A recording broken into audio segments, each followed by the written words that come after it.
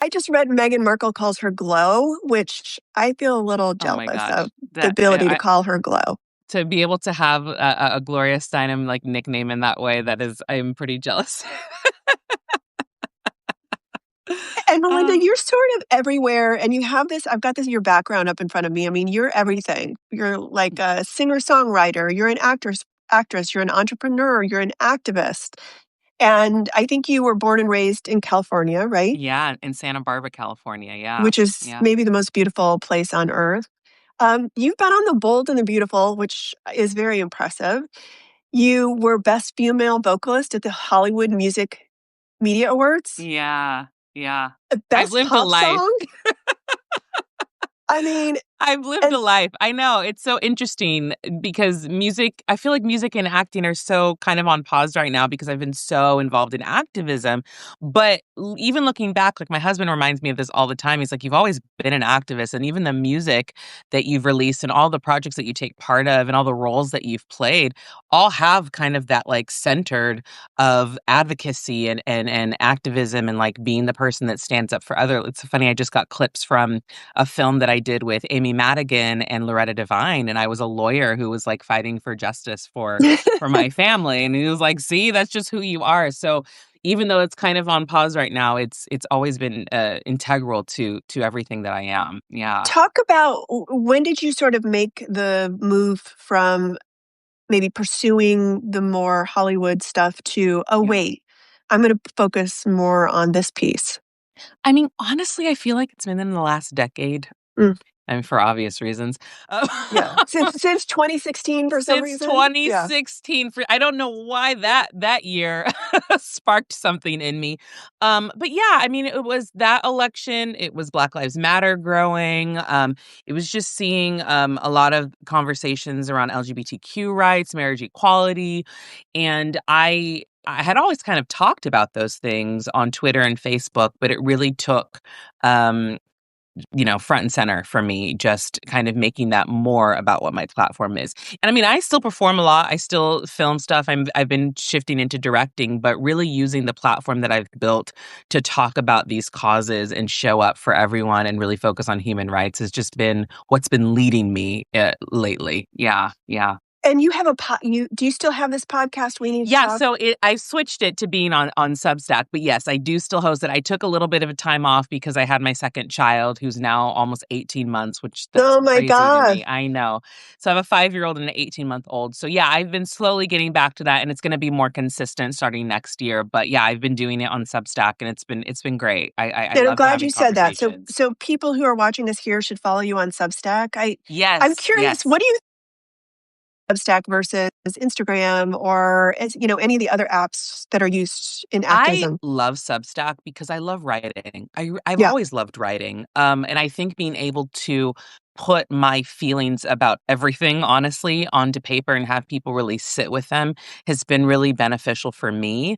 When I've done interviews, when I've done podcasts, whatever the case may be, sometimes you forget what you want to say Mm, and you only have like 30 seconds or like 90 seconds, however the quick little blurbs are if I've done, different media appearances, but when you're able to sit down and really write and share your heart and share your perspective, I love being able to do that and for have people respond to it. It's been really wonderful in that way. So I write about yeah. everything, It's my kind faith of like journey, race, all of that.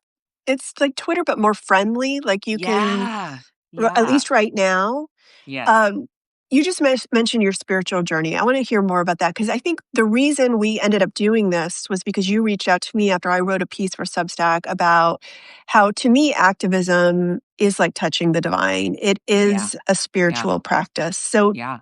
talk more about how that informs what you do. Sure. I mean, my faith informs everything that I do. I grew up in a very progressive Christian household. I grew up in the African and Methodist Episcopal Church, which is Mm, now one of the only historical Black churches in Santa Barbara.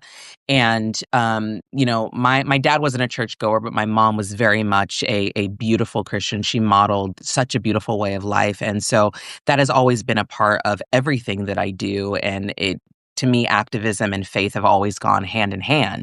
And so when I started speaking out about things, it really was from a faith-based perspective because I wanted to share with people what I learned in my journey of being a Christian and how showing up for the least of these was exactly what Jesus talked about and what we are supposed to be doing. So it always made sense to get involved in this way because that's what literally my faith is supposed to do. And the person that I've chosen to follow in my faith journey, what he did in his life trajectory as well.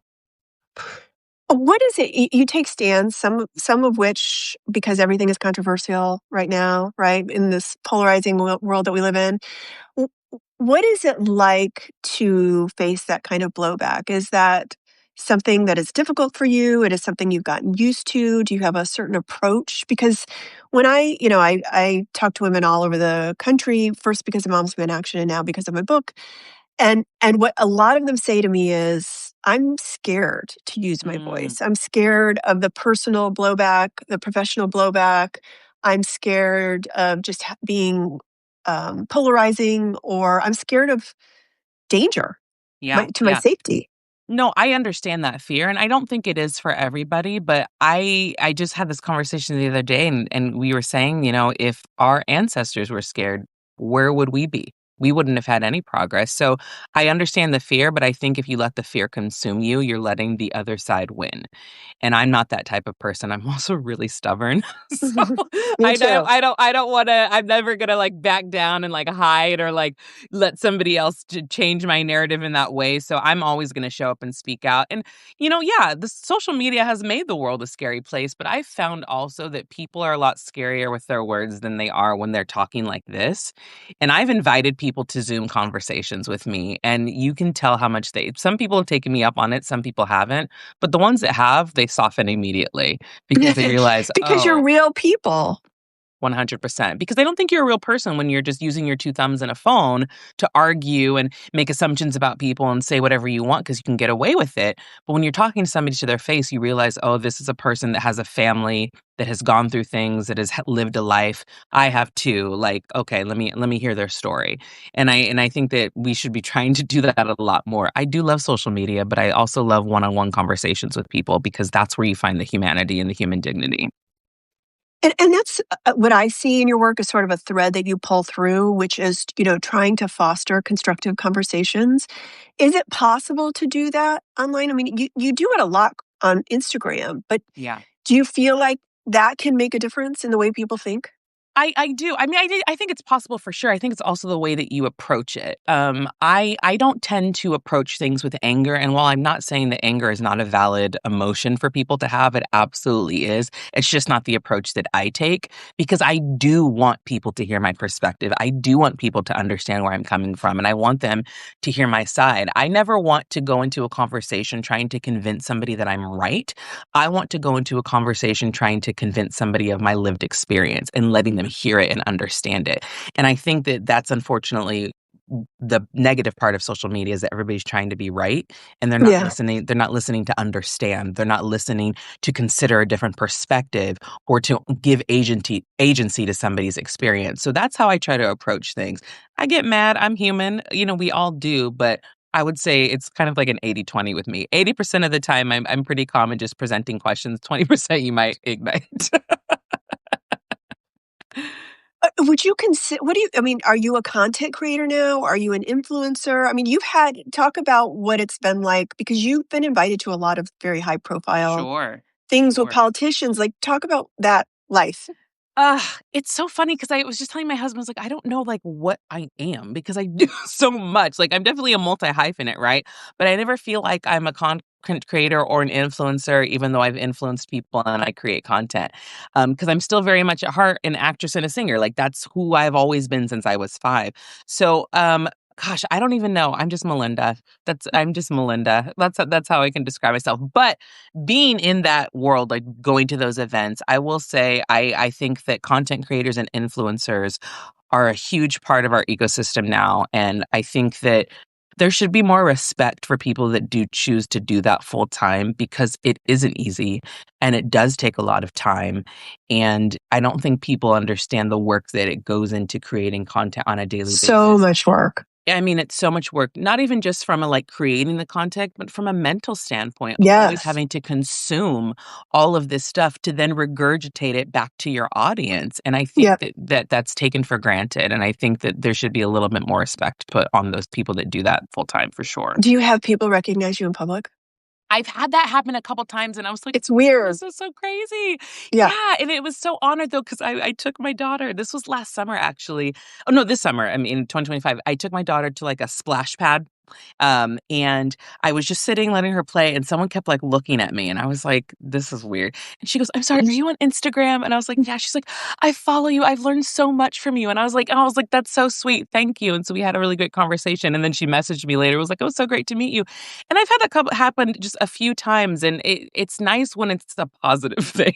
I've Yeah. never had any negative reactions, but for someone to say, like, "I've learned from you," that just makes me feel so good and lets me know that I'm going in the right direction. No, that is nice. And you have a new organization you're working on, is that right? Yes, yes. Can you So I talk a just little bit about that? Absolutely. So I just became the executive director of an organization called the New Evangelicals, and the New Evangelicals is really trying to reclaim Christianity and fight against Christian nationalism and allow people to have a better path forward in their faith. So we offer a lot of educational resources. We have a community space that's outside of Facebook and Instagram for people. We have how-to resources. We have conversation circles. We have a safe space for the LGBTQ community that are Christians but have maybe been rejected from their church. And we're doing a lot of just like healing work. And it's really been great to lead this organization because I'm someone who didn't come from spiritual trauma because I was lucky enough to grow up in such a progressive and loving, accepting environment. But a lot of the people in that community are healing from spiritual trauma. So it's been nice for them to be able to find this space where they've met other like minded people, where they're relearning theology, where they're having conversations about anti racism and all of the things that are important to me, but from a spiritual lens. So we're doing a lot of great work. We have a huge year coming up next year with more courses and resources for people in community spaces. Is there an ultimate goal? I mean, is there a political goal? Obviously, the evangelical church has sort of been hijacked by Yeah, the right yeah. wing. I mean, is there something you hope that are you hoping that eventually those voters will be less aligned with that one party? I mean, yes, I am because if you looked side by side just at platforms, now we are a 501(c)(3), so we can't do any endorsements or anything like that. But I think it's pretty obvious in the content that we do that we're very progressive. But yeah, I mean, I think a lot of the education that we want to do is showing people like if you claim to be a Christian or a Christ follower, what does that really mean in action, right? What does putting your faith in action means? And it means showing up for the people that Jesus would. How does that look politically? It's advocating for legislation that would protect those people. I'm very much I believe in separation of church and state, but I also think if your faith is going to inform you on what you do, then it should be informing you correctly. So that's what we're really trying to do. And we have changed quite a few minds. We have helped people on their journeys that have kind of started to question, this doesn't seem right how ICE is treating these people, but my church is cheering it on. I'm Mm. confused. They've come to our content and seen how we've broken down Bible verses, how we've shared different stories of immigrants and said, oh, okay, this is what it means to be a Christian, showing up for these people. So even if it's one person at a time, if we're able to show them this is what your faith is supposed to look like in action, then we're doing the work that we set out to do. Yeah, I always tell the story. I grew up in my mom was agnostic, but my dad was incredibly Catholic. In fact, went into the seminary when he was 13 years old, one of five Irish Catholic boys, so Mm. somebody had to. And he was there for 10 years. And my whole upbringing was incredibly religious school, CCD on weekends, mass every week, you know. And so when I started Moms Demand Action, my dad was very opposed to it and Mm. felt like it was undermining the Constitution. And my dad is also Interesting. very anti-choice, or as he calls it, pro-life, right? And it was an interesting few years because the more we had conversations about what I was doing and the impact of gun violence in this country and the solutions to it, and again, this is my dad's way of thinking, not mine, but he ultimately decided that supporting gun safety was part of his pro-life platform, Interesting. right? So if he was anti-choice, in other words, for him pro-life, then he could support gun safety because that was part of pro-life. Now, that's obviously a little bit of a myopic view and a personal anecdote, but it does go to say that you can change hearts and minds, right? I don't think my dad's ever going to support abortion, but the fact that he supported gun safety, it's kind of that dialogue. Yeah, absolutely, absolutely. And my thing is also, I want to have grace for people that are making small steps. I think that a lot of people tend to think that if you share information with people, they're going to immediately change. And it just doesn't work like that. It's a slow burn to get Oh, people to change how they've been conditioned and what they've grown up thinking was correct or what they've grown up thinking was the right thing for the country or for whoever. It's a slow burn, but you have to have patience. And I think that with specifically the work that I do and with the organization, it is a one step at a time situation. You're not going to change people immediately. We have to give them the opportunity to kind of slowly pull back all of those layers before they realize, oh, okay, I get it. And here's the thing, even if you personally wouldn't, for example, with abortion, even if you personally wouldn't have an abortion, I want people to see the benefit in being pro choice for other people yeah, because your personal choices are your personal choices. But being pro choice means that you are allowed to choose to not have an abortion, but that you shouldn't choose that for somebody else, right? yeah, I personally wouldn't have an abortion, and that's something my husband and I have talked about. But I would never, especially knowing maternal mortality rate, all of these yeah. things, I would never take that option away from another person ever. And just even you saying that, I think is really important nuance. You were just talking about grace. The conversations, because I think of social media, but also the political polarization in this country, are so black and white. Mm. We don't allow anyone grace for anything. I'm thinking about when the Taylor Swift album came out, and suddenly, like, she was a eugenicist and she was Right.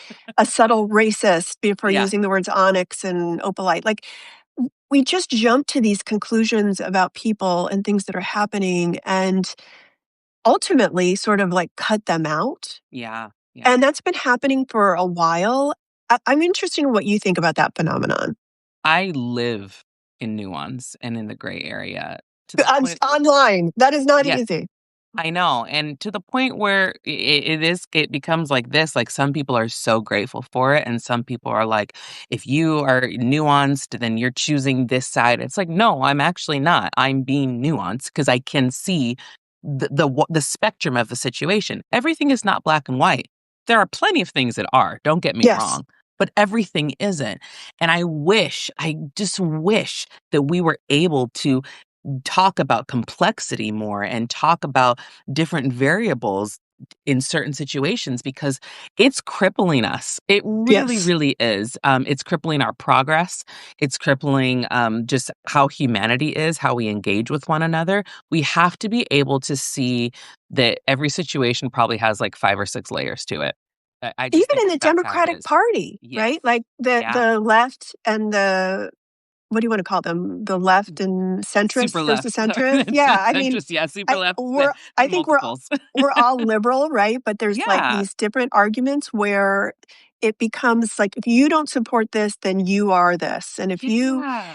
and I don't know how the Democratic Party survives that if we're not a big tent and we're allowed to have different Yeah. Yeah, I don't know either. viewpoints. I just yeah, I just wish that we could all get aligned in that thinking, and we'd be able to make more progress. But we have to deal with our side before we even start trying Yes. to deal with them, and we have to talk about what's happening internally and heal that and fix that before. I've posted this on my Instagram before. People have asked me to run for and I'm like, there's no way you couldn't pay me to run for office.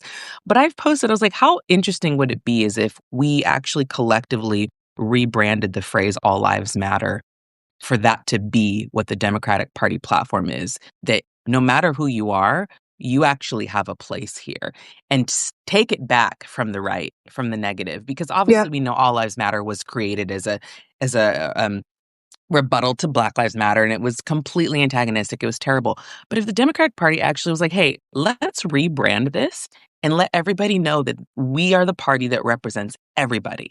Every life matters. When you need us, we show. When the Black community needs us, we show up for them. When the Jewish community needs us, we show up for them. When women need us, we show up for them. And I feel like that could be so powerful, but we're too busy fighting about who needs to be at the forefront of the conversation rather than realizing everybody deserves to have their moment in the spotlight, and we just have to shift the attention when the time comes. Well, and That's my little pitch. I've seen you post a lot about in a very nuanced way about Gaza and Israel. I mean, to Yeah, me, that's like the biggest that's a huge one. dividing issue right now in the political Yeah, party. I mean, do you yeah. have thoughts? I know you have this one initiative around evangelical Christians, but like, do we need the same thing for that conversation? And I mean, I feel like we do. And honestly, my nuance surrounding that was just that the Palestinians deserve human dignity and the hostages deserve human dignity. That was my nuance. And that caused that, so but many, it's, so yeah, many it's issues. controversial. And yet that's controversial because the minute I said that I also support the, getting the hostages back because they were innocent, they didn't do anything. Yep. Then all of a sudden I'm supporting genocide, I'm a shill for Yep. Israel, I'm doing all these things. I'm like, I literally am talking about the hostages who have been underground for 2 years and people are forgetting about them. Like, that doesn't mean that I agree with the bombing that happened in Gaza and the hundreds and thousands of people that were killed. Not at Yes. all. I'm just saying that those people have been forgotten, and we should also remember that they're humans. I have a friend whose cousin was one of the hostages released. And I can't imagine if I had a family member that was one of the hundreds that were underground that people just forgot about and didn't care about. Yeah. And so that's all I was trying to get people to see. It had nothing to do with me thinking Palestinians didn't matter. I always talked about the Palestinians, but because I also added the hostages, then apparently that was that was a I mean, problem. that makes me ask a question, which I wondered, I continue to wonder. Um, I can remember after the New Zealand mass shooting Ooh, tragedy. Do you remember yeah, that horrible? I do. I Um, do. the lead singer of Crowded House, Neil Finn, he came out and said, I'm leaving all social media because I can't be a part of something that I believe led to this horrific tragedy because, Mm, it was streamed online and this man was, talking about yeah, online. yeah. And do you ever wonder if being online causes more harm than good? I wonder this all the time.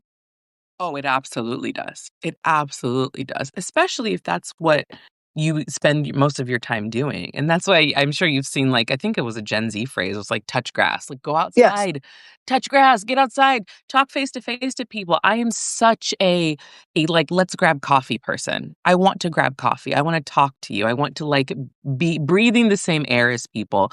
I try to do get-togethers with people as often as I can because I think it's so important. But yeah, I think just being online is damaging our ability to converse with one another in healthy ways and also think critically because we're being fed what to feel. I want people to realize that we're being fed what to feel, and everyone's algorithm is different. Yeah. Whether you realize it or not, there are Yeah. things that I see that you don't see, you see things I don't see, all of those things. People don't realize that we're being fed what to feel, what to see, and all of the emotions go crazy. So when certain people are seeing, going back to Israel, Gaza, all you're seeing is the harm that's being caused Yeah. to these poor Palestinians. There are other people that are only seeing things about Israel and the hostages, right? So then it's already causing this conflict of people fighting and nobody's seeing what everybody else is seeing. Same with elections. We're not seeing, the right isn't seeing a lot of what we're seeing about things that are being taken away. And they're like, Trump's doing a great job. We're like, what are you talking about? Right? But their algorithm is probably feeding them only the good stuff. Yes. I mean, I feel like Fox News didn't even really talk about Exactly. the trial. I mean the hearing for Epstein Yes. the other day. They didn't even talk about it on Fox News. So I also have grace for that. I have grace for the uninformed and knowing that we're being told what to care about. I do have grace for that. Yeah. But then how do you, and I can ask myself the same question, how do you intellectually explain or grapple with being online, knowing it causes harm, being someone who shares information? Is it like being a light in the dark? Is it, there's part of me that's like, you're not going to take my community away because Yeah. I have a great Yeah. community on Instagram and Substack, but I also don't want to add to the harm. So I'm always thinking about, do I need to be so sarcastic on Twitter, or do I need, it's like I just constantly feel conflicted. I get that, and what I try to do is, one, I try to model nuance as most as I can, but I also try to just model being a human. For example, there was a couple weeks ago, I posted something that actually ended up being fake. I took it down and then I made a video saying, "Hey, I posted this. I thought it was real. It wasn't. Just want to let you know in And case you it's saw so it." easy to do. A lot of people won't do that though. And so Yes. I think that don't let social media rob you of your humility, Mm, and your humanity. I think that that's the biggest thing. Like, have human moments. And I think people are more likely to have grace for those things if you correct it in the moment rather than doubling down. A lot of people double down because, again, people don't want to be wrong. People don't yes. want to be wrong.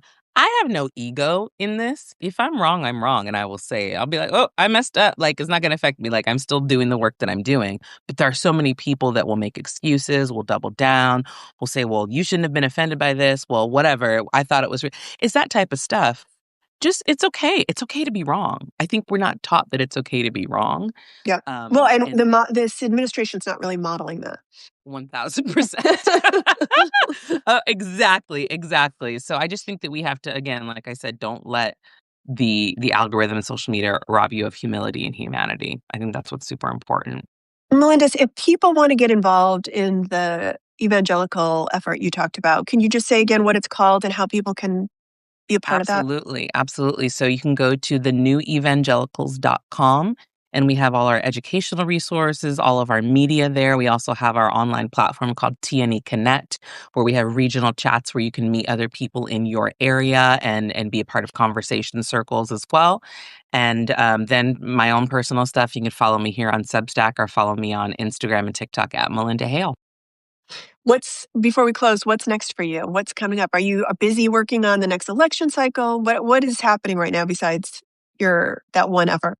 Yeah, I'm actually really excited because I'm about to enter the festival circuit with a short film that I directed. So Oh, wow. I'm really really excited about What is that. it? It's called Au Gratin. It's a holiday festival, holiday short film. Loretta Devine is in it. Myself, Michael Welch, Tiffany Daniels, and it is so funny. Yay. And so I can't wait for people to see it. So we'll be announcing our festival submissions coming up pretty soon. But that's going to be taking up the next few months for me. But I'm really, really excited about that, just to get back to something a little bit more creative. Yeah. That is so exciting, and I just love watching your content. You're so good online, and I Thank do you. really respect you for having nuance, for encouraging grace for others, Thank you. and just it's such an uphill battle to correct misinformation, and you're a big Yeah. piece of that. So people watching should follow you here. They should follow you on Instagram, wherever else you are, Malynda Hale with Malynda with a Y. And I just can't wait to keep watching what you're up to. Thank you. I enjoyed this conversation so much. Thanks, Malynda. We'll talk soon. All right. Take care. Bye. Bye.